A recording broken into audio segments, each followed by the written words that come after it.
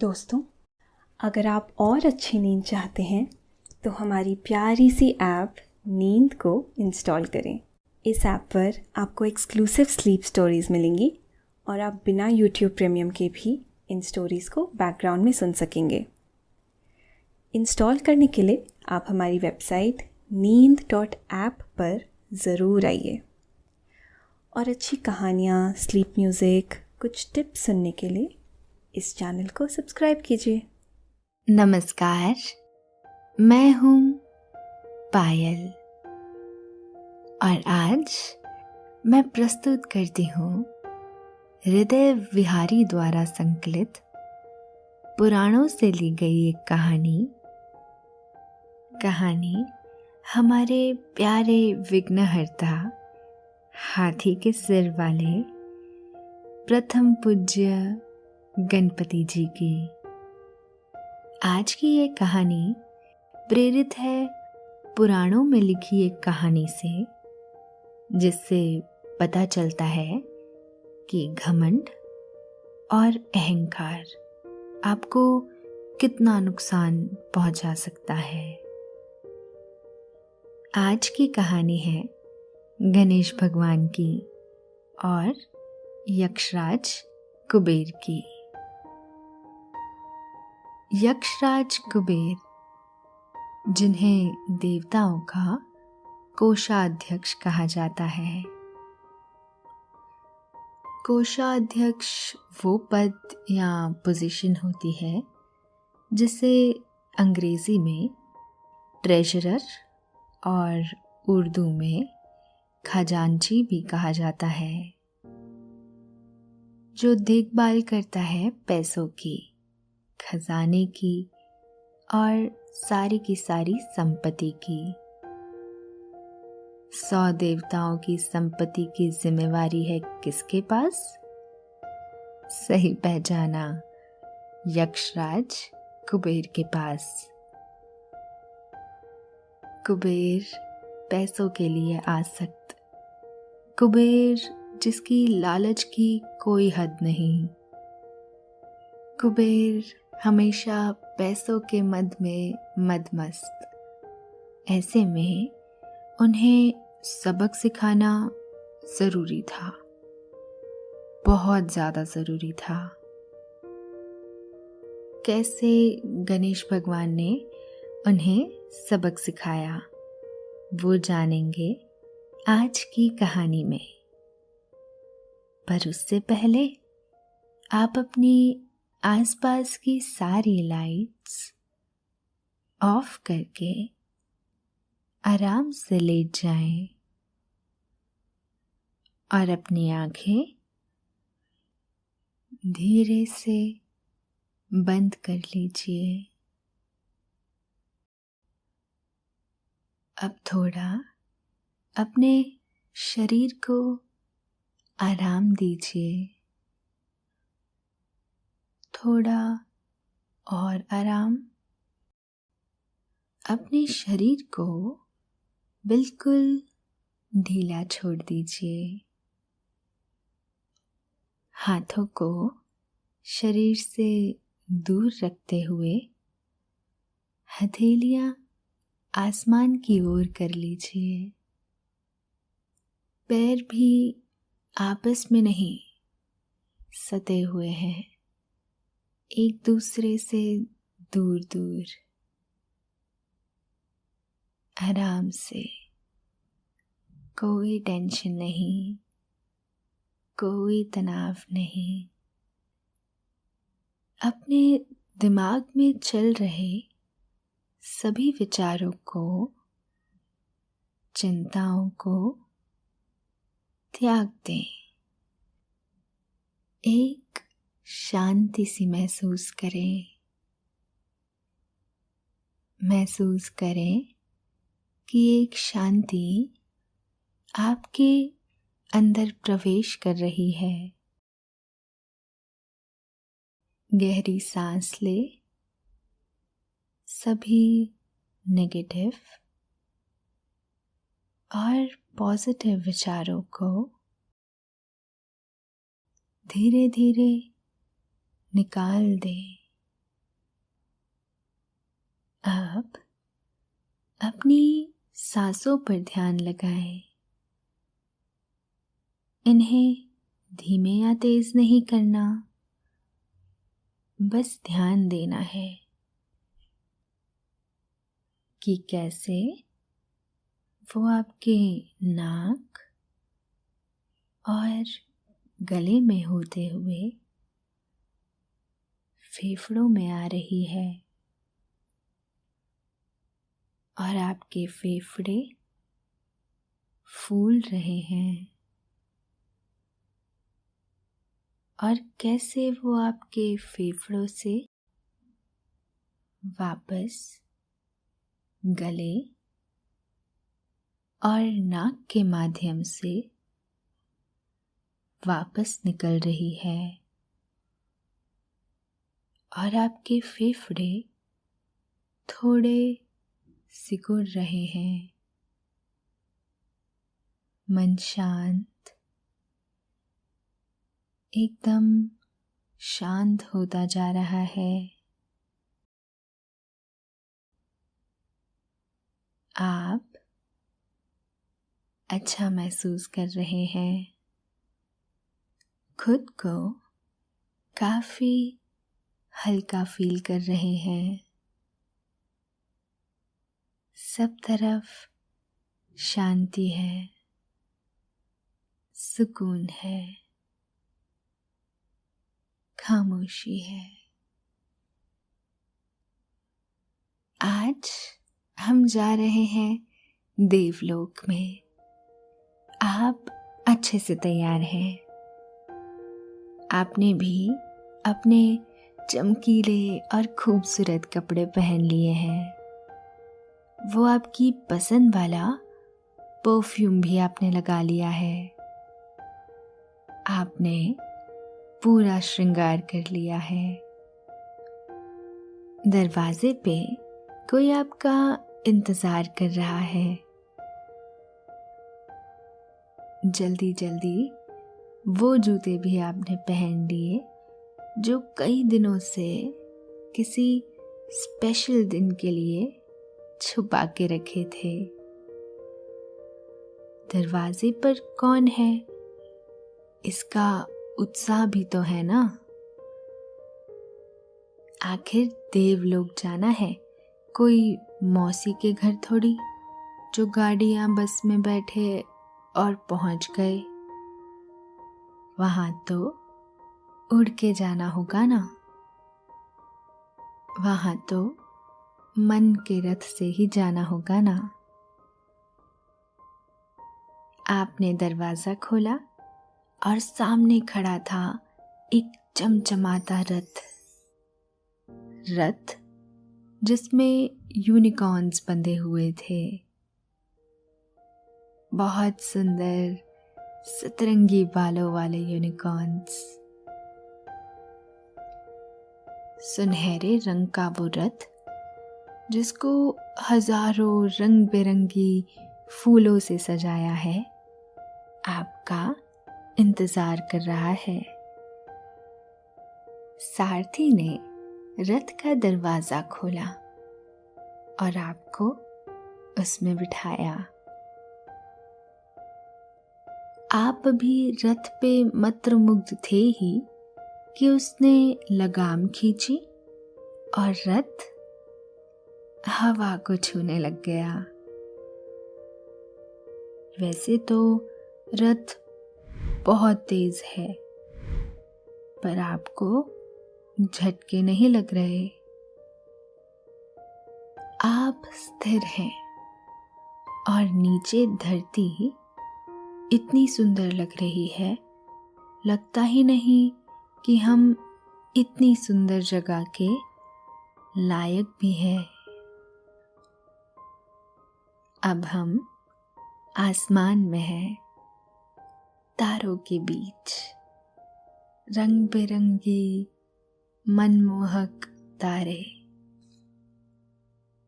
और वो क्या है, वो सुंदर सा कई सारे छल्लों वाला बड़ा सा पत्थर। सारथी बोला, सैटर्न यानी शनि। अच्छा। और तभी अचानक से एक रथ बहुत तेजी से पास से गुजरता है। आपके रथ से बहुत बड़ा और बहुत सुंदर सोने का बना हुआ, मोतियों का जड़ा हुआ। उस रथ में हीरे ऐसे लग रहे थे जैसे रात के आसमान में तारे। यहाँ तक कि घोड़ों ने भी विचित्र सा ही श्रृंगार कर रखा था। घोड़ों का श्रृंगार भी महंगे महंगे मणकों और सोने चांदी से किया हुआ था। सारथी थोड़ा सतर्क हुआ और रथ के गुजरने पर थोड़ा सा मुस्कुराया।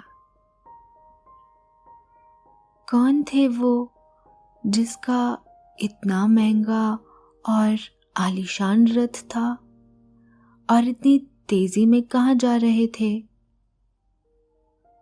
वो यक्षराज कुबेर हैं, देवताओं के कोषाध्यक्ष। अच्छा, वो इतनी तेजी से कहाँ जा रहे हैं? ये रथ आपकी मन की गति से चलता है।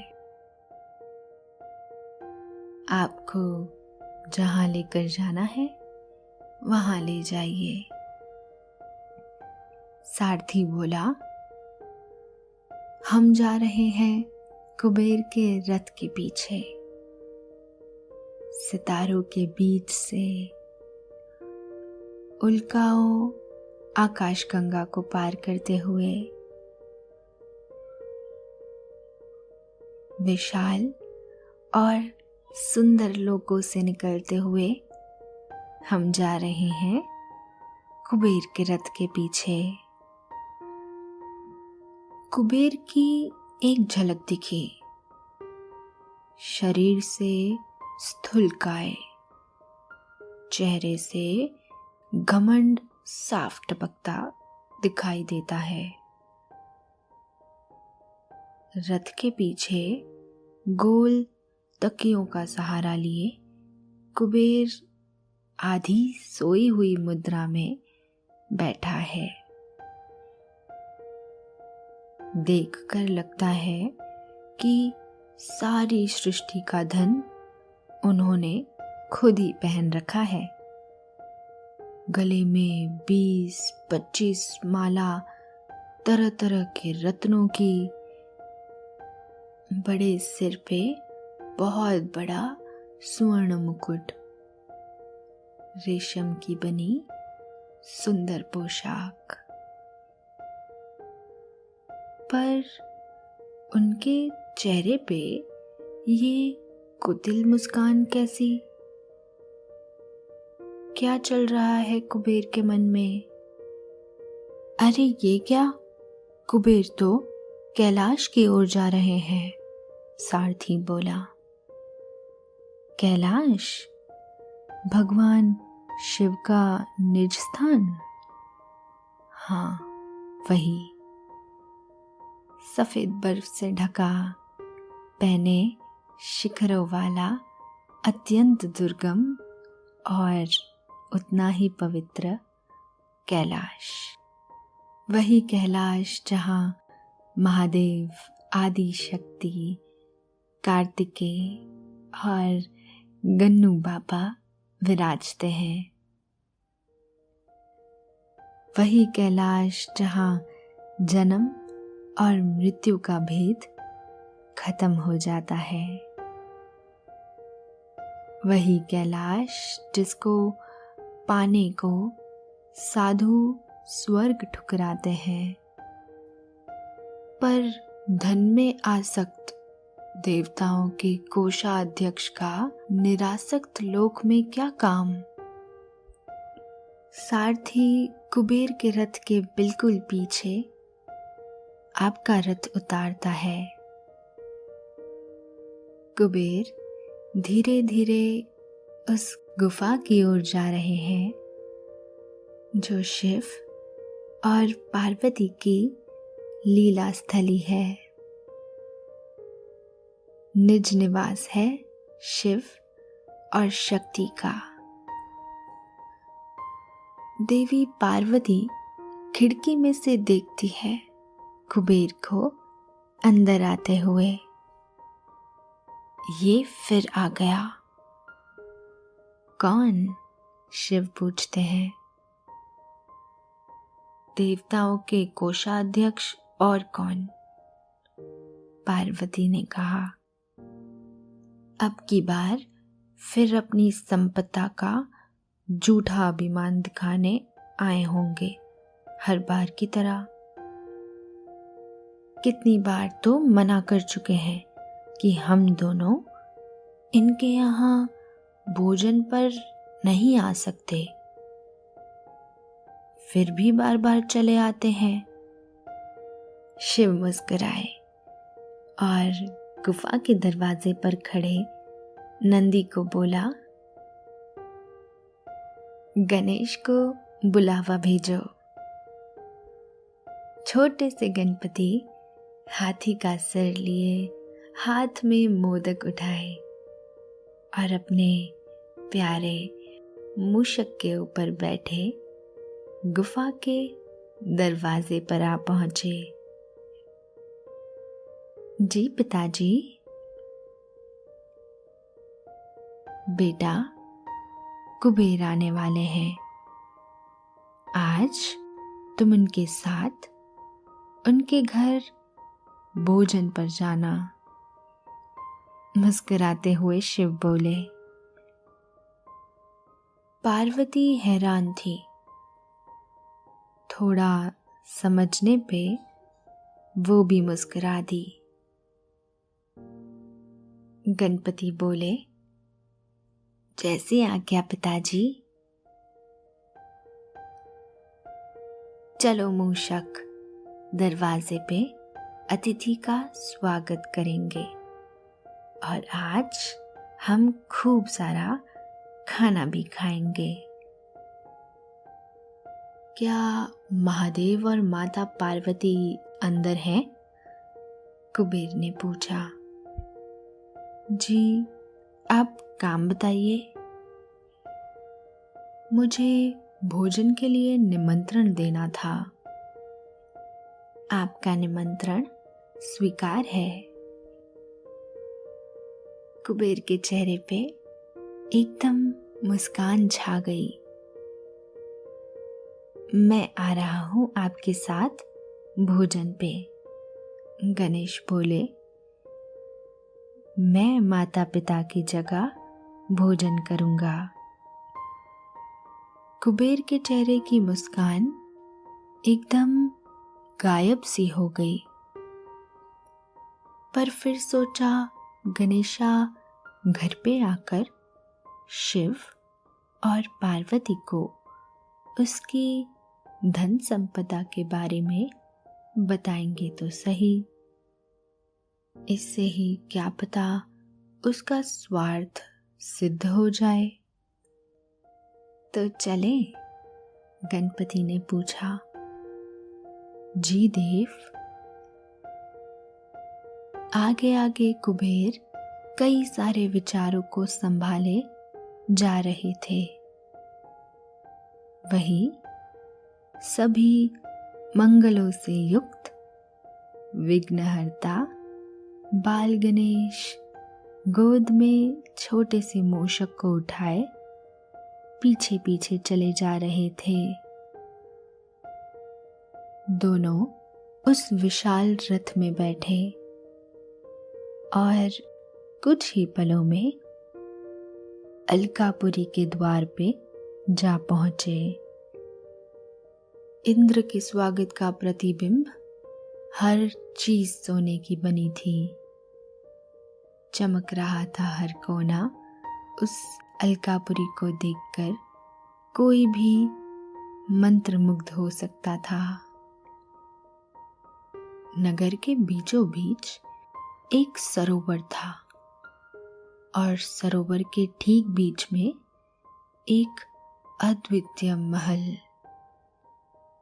ऐसा महल जिसकी छत दिखाई ही नहीं देती थी, कहीं बादलों में छुपी थी।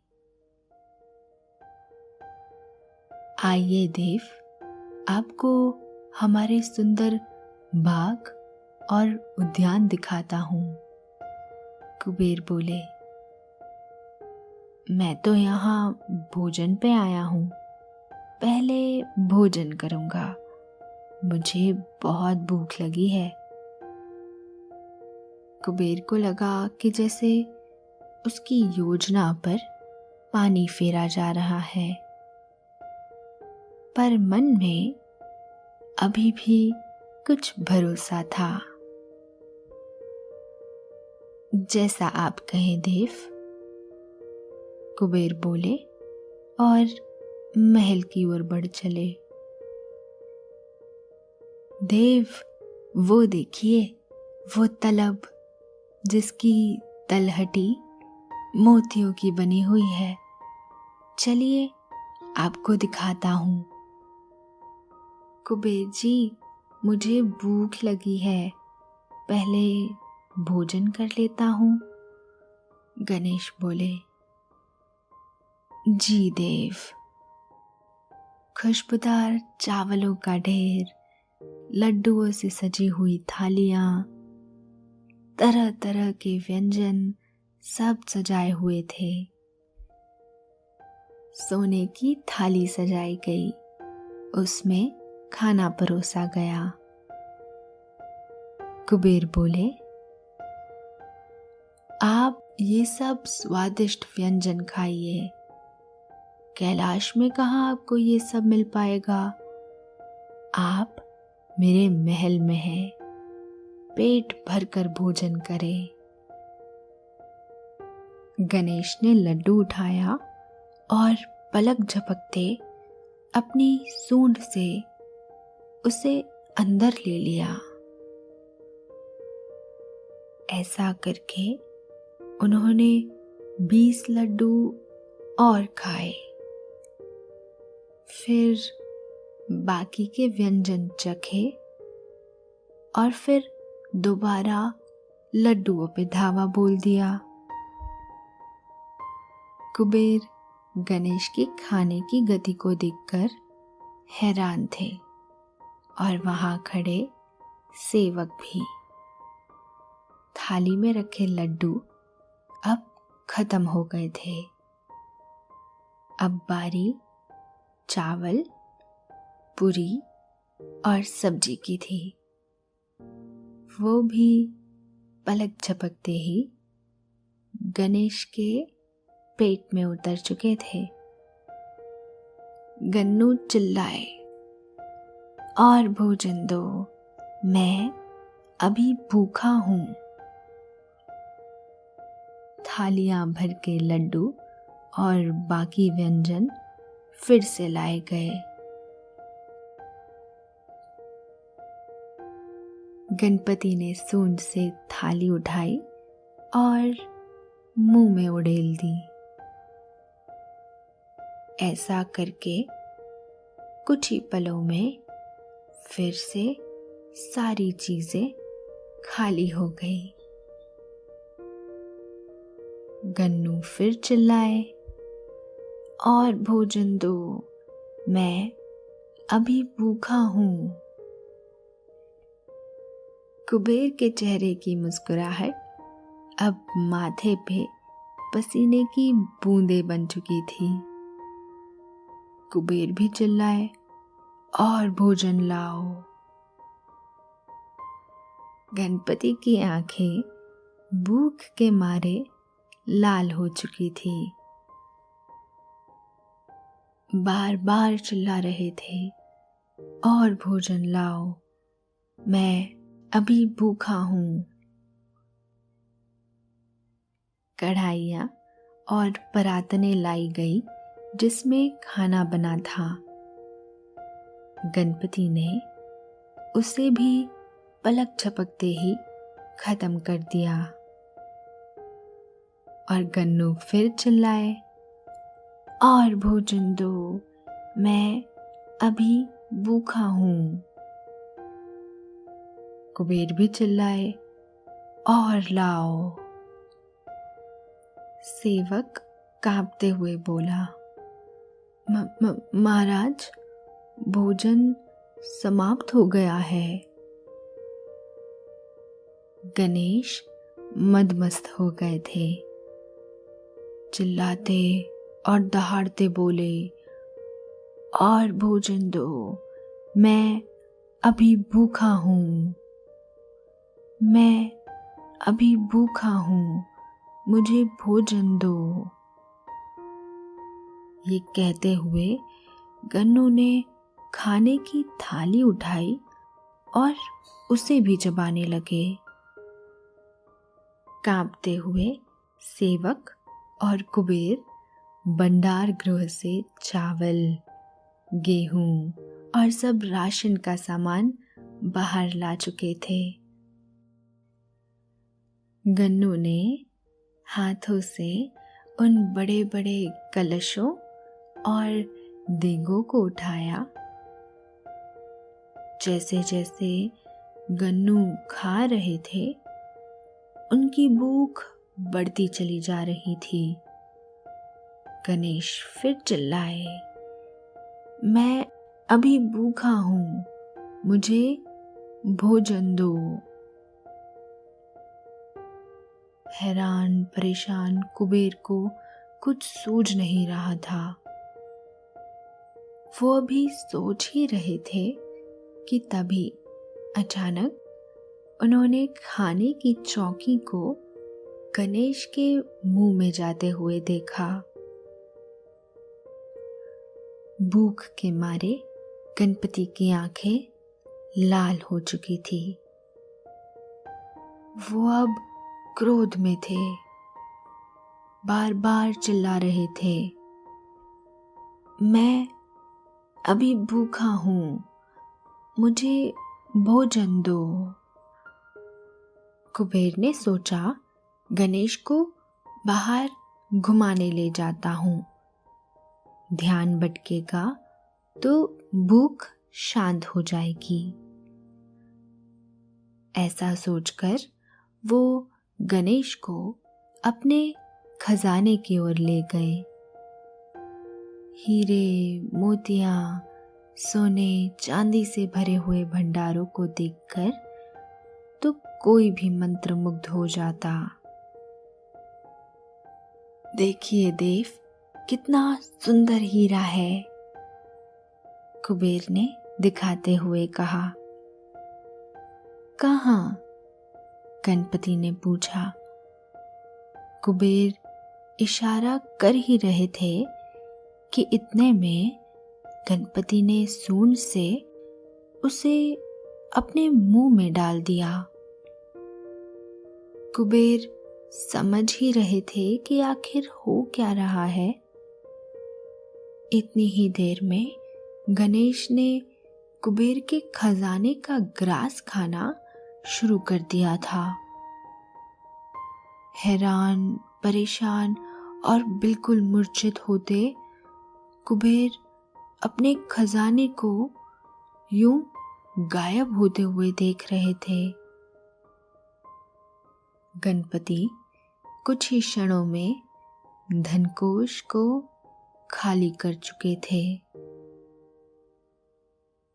गणपति फिर चिल्लाए, मैं भूखा हूँ, मुझे भोजन दो, मुझे भूख लगी है, अब मैं तुम्हें खाऊंगा। ये शब्द कुबेर के पैरों के नीचे से जमीन खिसकाने के लिए काफी थे। कुबेर को कुछ समझ नहीं आ रहा था, तो वो तुरंत रथ की तरफ भागे। भूखे गन्नू भी उनके पीछे पीछे भाग रहे थे। कुबेर रथ पे बैठकर कैलाश की ओर उड़ चले। कुबेर को अब समझ आ चुका था कि उनका ऐश्वर्य और धन दौलत उनको जीवन नहीं दे सकता। कुबेर पसीने में नहाए हुए बेहाल कैलाश में माता माता कहते हुए प्रवेश करते हैं। त्राहिमाम त्राहिमाम गणेश मुझे खा लेंगे, हे महादेव, हे देवी, मुझे बचाओ। पहले द्वार तय घटनाओं को होते देख शिव और पार्वती मुस्कुराए। पार्वती बोली, अतिथि प्रेम का भूखा होता है, आपके ऐश्वर्य या चमक धमक का नहीं। आपका प्रेम और अपनापन गणेश के लिए पर्याप्त है। वो प्रेम ही है जो गणेश को तृप्त कर सकता है। पार्वती ने कुबेर को एक मोदक थमाते हुए कहा, इसे प्यार से अपने हाथों से गणपति को खिलाना, उसकी भूख शांत हो जाएगी। कुबेर ने ऐसा ही किया। वे वापस रथ लेकर अलकापुरी गए। वहां गणेश उनकी प्रतीक्षा कर रहे थे। कुबेर ने क्षमा मांगी और कहा, मैं अहंकार और अपनी धन दौलत के घमंड में था। इस चीज से अनजान था कि आप इन सब चीजों से ऊपर हैं। आप मेरे अतिथि बनकर आए। आपने जो भोजन खाया वो भी आपका ही दिया हुआ है। मेरा अहंकार निरर्थक था। हे ईश्वर, हे देव, आप मुझे क्षमा करें और मेरे इन हाथों से इस मोदक को ग्रहण करें। कुबेर फिर गणेश को अपने हाथों से देवी पार्वती का बनाया हुआ मोदक खिलाते हैं। गणपति पूरी तृप्ति के साथ डकार लेते हैं और कहते हैं, अब मेरी भूख शांत हो गई है। गणपति सभी संपत्ति जो उन्होंने ग्रहण कर ली थी वो वापस कर देते हैं और अपने आप में मदमस्त हो वापस कैलाश धाम को निकल पड़ते हैं। इधर आप भी अपने रथ से ये सब देखकर अपने अंदर एक शांति का अनुभव करते हैं। आप वही संतुष्टि महसूस कर रहे हैं जो तृप्ति गणेश भगवान को मिली अपना पसंदीदा मोदक खाकर। गणपति ज्ञान और प्रेम का प्रतीक है। वे विघ्नहर्ता हैं, ज्ञान नायक हैं, प्रथम पूज्य हैं। वे आपकी चिंताओं को भी हर लेंगे। अब आप चिंता मुक्त हो जाइए, क्योंकि निद्रा देवी आपकी तरफ आ रही है। आपकी पलकें धीरे धीरे भारी होती जा रही है। निद्रा देवी आपको अपने मोह पाश में बांध रही है। उन्हें स्वीकारें, सांसों पे ध्यान दें और शरीर को ढीला छोड़ दें। अब आप धीरे धीरे नींद की ओर बढ़ते जा रहे हैं और नींद आपको अपनी आगोश में समाती जा रही है, समाती जा रही है। शुभ रात्रि।